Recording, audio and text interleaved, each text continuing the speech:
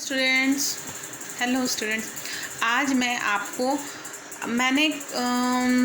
आप लोग को नया चैप्टर स्टार्ट किया था, डैट इज़ रेस्पिरेशन में मैंने 2 क्लासेस ले लिया है, जिसमें आपको मैंने एरोबिक रेस्पिरेशन, एनारोबिक रेस्पिरेशन के बारे में डिटेल से बताया है। ठीक है, उसके बाद मैंने जो फर्स्ट क्लास रेस्पिरेशन का आपको एरोबिक रेस्पिरेशन का रिएक्शन, एनारोबिक रेस्पिरेशन का रिएक्शन बताया था, उसको ज़रूर कॉपी में नोट डाउन कीजिएगा। वो आपकी बुक में अवेलेबल नहीं है, वो मैंने लिखवाया है, वो एग्ज़ाम में बहुत मस्ट होता है। ठीक है, अब आगे चलते हैं हम लोग। आज देखते हैं एरोबिक रेस्पिरेशन और एनारोबिक रेस्पिरेशन में अंतर क्या है। एरोबिक रेस्पिरेशन क्या है? Aerobic respiration takes place in the presence of oxygen. ये हमेशा ऑक्सीजन के प्रेजेंस में ही होता है, लेकिन वहीं पे एनारोबिक रेस्पिरेशन जो होता है ये एब्सेंस ऑफ ऑक्सीजन के एब्सेंस में होता है। एरोबिक रेस्पिरेशन हम लोग क्या कर रहे हैं? एरोबिक रेस्पिरेशन कर रहे हैं, यानी ऑक्सीजन के प्रेजेंस में करते हैं। लेकिन वहीं पे जब हम एरोबिक रेस्पिरेशन करते हैं तो यहाँ पे फूड का कंप्लीट ब्रेकडाउन होता है, पूरी तरह से फूड को ब्रेक डाउन किया जाता है, और जो ब्रेकडाउन हो सकता है वो ब्रेकडाउन हो गया, और जो ब्रेकडाउन नहीं हो सकता उसको एज ए वेस्टेज के रूप में हम बाहर बॉडी से पुश आउट कर देते हैं।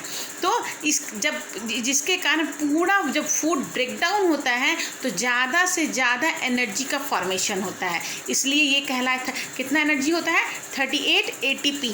वहीं पे एनारोबिक रेस्पिरेशन में पार्शियल ब्रेक डाउन होता है। एनारोबिक रेस्पिरेशन में इथेनॉल, मैंने बताया था आपको, एनारोबिक रेस्पिरेशन में इथेनॉल का फॉर्मेशन होता है, लैक्टिक एसिड। ये क्या है? ये एसिड है, ये एसिड का फॉर्मेशन कर देता है, जिसके कारण जैसे कि ईस्ट में इथेनॉल फॉर्म हो जाता है। तो ये क्या एसिड ही है ना, जो आपका केक को डो को फूला के स्वेल अप कर देता है, फर्मेंट कर दिया, फिर आपके ब्रेड के डो को ये कर देता है। तो ये ऐसा क्यों हुआ? क्योंकि इसमें फूड का कंप्लीट ब्रेकडाउन नहीं हुआ, इसीलिए इसमें मात्र 2 ATP एनर्जी का ही फॉर्मेशन होता है। ठीक है, तीसरा है the end product of aerobic respiration is carbon dioxide and water. And product क्या है इसका? कार्बन डाइऑक्साइड, वाटर है। एक बात जान लीजिए, जिस चीज़ के जो इन प्रोडक्ट है, इसका कार्बन डाइऑक्साइड जो है वो मेन इन प्रोडक्ट है, और वाटर उसके साथ रिलीज होता है, तो वाटर कहलाएगा बाई प्रोडक्ट, यानी कि जो वेस्ट प्रोडक्ट के साथ निकलता है उसको हम लोग बाई प्रोडक्ट करते हैं। और कार्बन डाइऑक्साइड क्या है? वो एंड प्रोडक्ट है। लेकिन वहीं पे एनारोबिक रेस्पिरेशन का एंड प्रोडक्ट जो होता है वो इथेनॉल होता है और कार्बन डाइऑक्साइड होता है, यानी कि लैक्टिक एसिड। इथेनॉल किस में हो गया? आपका ये प्लांट सेल्स में, ईस्ट में हो गया, और लैक्टिक एसिड क्या हुआ? वो एनिमल सेल्स में हो गया।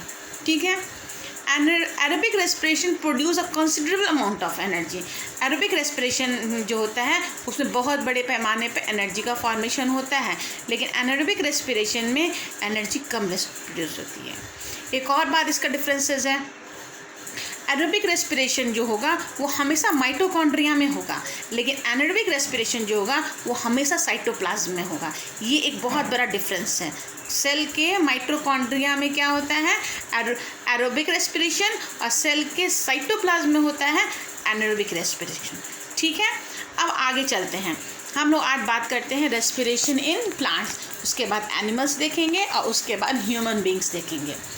प्लांट्स में जो रेस्पिरेशन होता है, respiration in plant differ from that in animals in 3 respect. Animals में और प्लांट्स में रेस्पिरेशन डिफर होता है। रीज़न है इसका, रीज़न क्या है?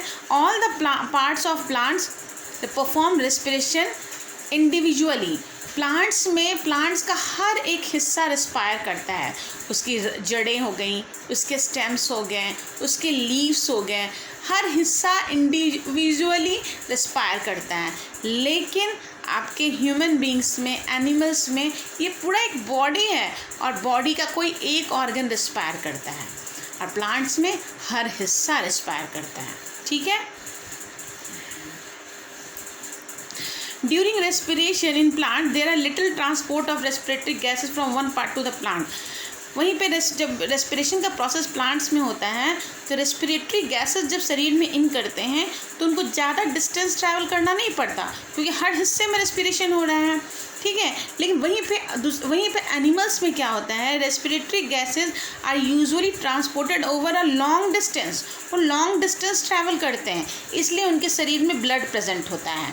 प्लांट्स में ब्लड क्यों नहीं प्रेजेंट होता, क्योंकि हर हिस्सा रेस्पायर कर रहा है। लेकिन एनिमल्स में हमारा क्या रेस्पिरेटरी सिस्टम काम कर रहा है, तो अब उस ऑक्सीजन की कमी हमारे पैर को भी है, हमारे हाथ को भी है, हमारे सिर को भी है, सबको है। तो हमारे शरीर में ब्लड एक माध्यम है ऑक्सीजन को सभी जगह ट्रांसपोर्ट करने का, ठीक है। The respiration in plants occur slow rate, plants में वही रेस्पिरेशन बहुत ही स्लो होता है bye the process of diffusion.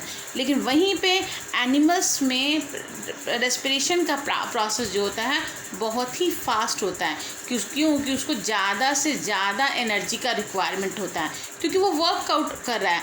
Plants क्या है, कहीं एक जगह जाके इरेक्टली खड़े हैं, ठीक है, एक जगह खड़े हैं, एक जगह खड़े हैं, उनको मूवमेंट करने के उनके पार्ट्स मूव करते हैं, वो खुद तो मूव नहीं करता है, इसलिए उसको ज़्यादा एनर्जी की ज़रूरत नहीं पड़ती।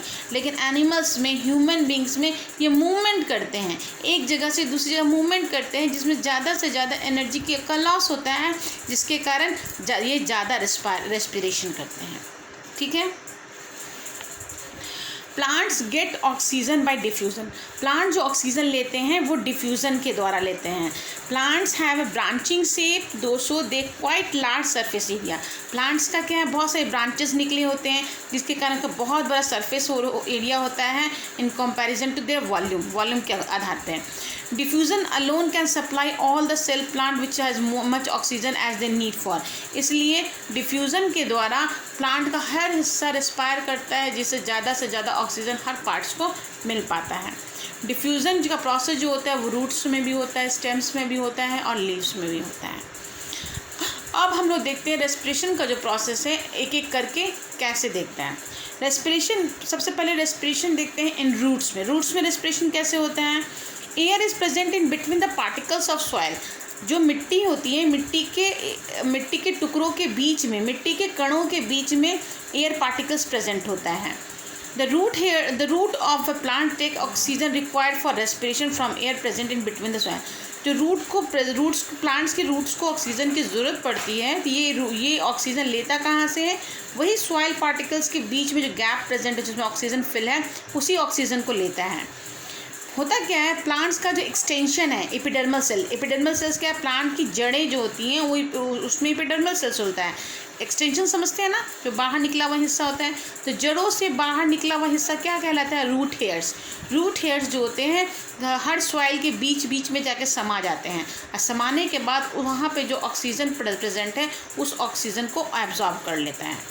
The root hair are in contact with air in the soil, root hair soil के कॉन्टैक्ट में आता है और oxygen diffuse into the root hair, oxygen क्या करता है, रूट हेयर से डिफ्यूज़ कर लेता है और उसको पहुंचा देता है पूरी रूट्स में। Carbon dioxide gas produce in the cells of root, carbon dioxide क्या होता है, ये रूट जब ये ऑक्सीजन ले लेता है तो कार्बन डाइऑक्साइड जो है वो रिलीज़ करता है।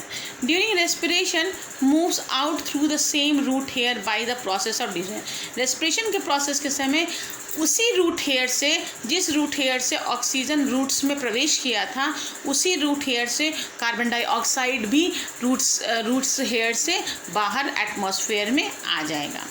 Respiration in roots occur by diffusion of respiratory gases, ठीक है।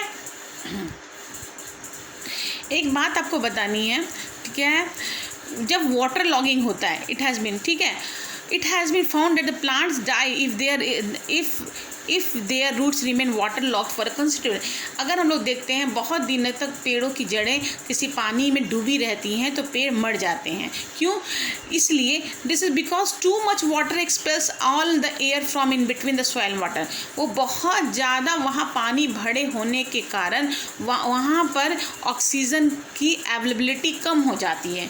जब ऑक्सीजन कम हो जाता है तो ऑब्वियसली प्लांट्स एरोबिक रेस्पिरेशन करना बंद कर देगा, वो क्या करेगा, वो एनारोबिक एनारोबिक रेस्पिरेशन करेगा, और जब एनारोबिक रेस्पिरेशन करेगा यानी उसमें अल्कोहल, इथेनॉल, लैक्टिक एसिड का फॉर्मेशन होगा और एसिड का फॉर्मेशन होगा, तो प्लांट्स मर जाएगा।